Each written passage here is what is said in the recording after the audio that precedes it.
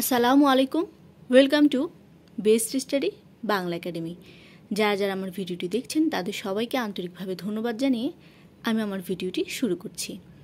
আমরা পড়ছিলাম আমার বাংলা বই প্রথম শ্রেণী, তারই ধারাবাহিক পর্যায়ে আজকে আমরা পড়ব পাঠ ৪৯, পৃষ্ঠা নং ৭৩। আজকে আমরা পড়ব মাছের রাজা। আমাদের জাতীয় মাছ ইলিশ।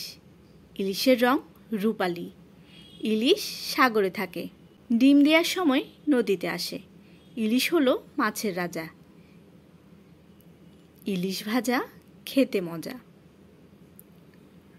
বলি ও লিখি, আমাদের জাতীয় মাছ কোনটি? কোনটি হবে, রুই, ইলিশ নাকি বোয়াল? অবশ্যই ইলিশ হবে। আমাদের জাতীয় মাছ ইলিশ। ইলিশ কোথায় থাকে, সাগরে, পুকুরে নাকি বিলে? অবশ্যই সাগরে হবে। ইলিশ সাগরে থাকে।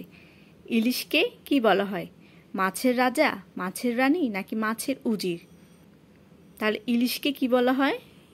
উত্তর হবে মাছের রাজা। তাহলে আমরা সবাই জানি আমাদের জাতীয় মাছের নাম হচ্ছে ইলিশ। ইলিশ হলো মাছের রাজা। ইলিশের রং হয় রূপালি এবং ইলিশ কোথায় থাকে, সাগরে থাকে। একমাত্র ডিম দেওয়ার সময়ে ইলিশ কিন্তু নদীতে আসে। ধন্যবাদ সবাইকে। আসসালামু আলাইকুম।